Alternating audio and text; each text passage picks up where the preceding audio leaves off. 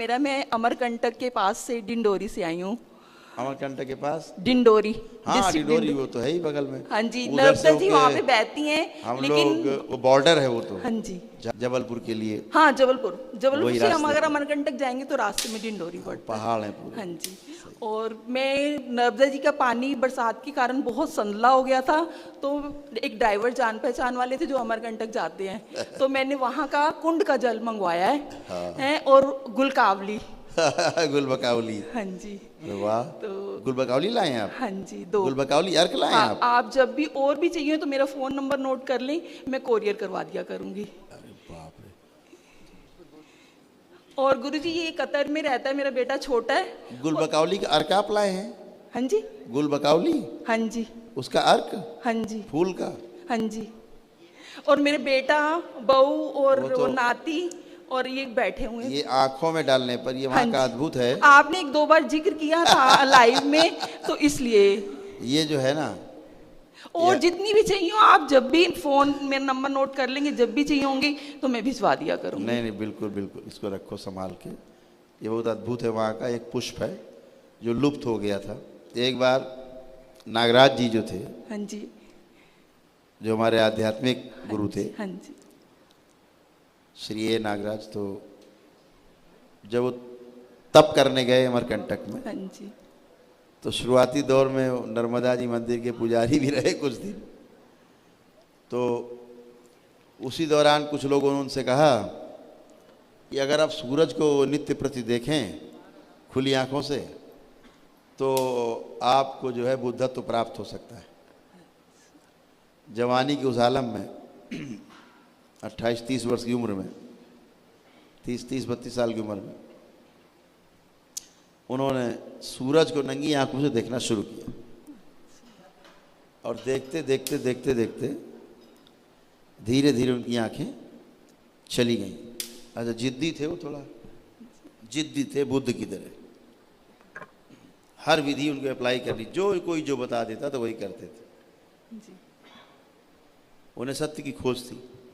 इतना देखा सूरज को कि आंखें चली गई, ऐसे फूल गए, ऐसे फूल गई, अब दिखाई देना बंद हो गई, रोशनी चली गया।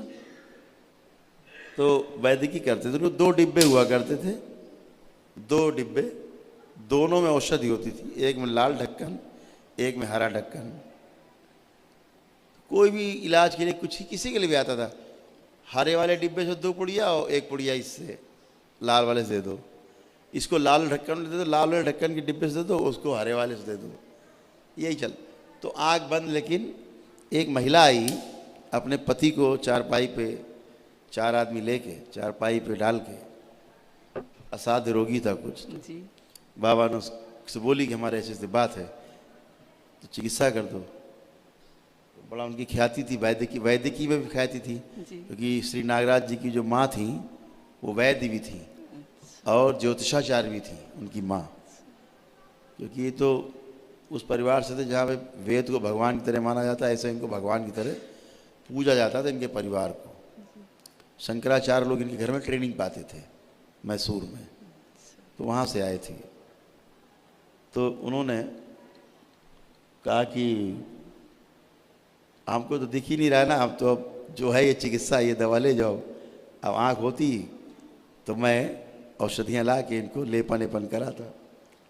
तो उस महिला ने कहा कि मेरे घर के पीछे एक पुष्प है और उसको, उसका अर्क निकाल के, विधि पूर्वक अर्क निकाल के अगर आँख पर डाला जाए तो आँखें अच्छी हो जाती हैं, चश्मा उतर जाता है आँख से और आँखें, अंधी आँखें ठीक हो जाती।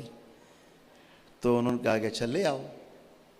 तो वो अर्क बना के महिला वो ले आई और उन्होंने उसको अपनी आंखों में डाला। तो 1 हफ्ते 10 दिन में नागराज जी की आंखें अच्छी हो गई, पूर्वत हो गई।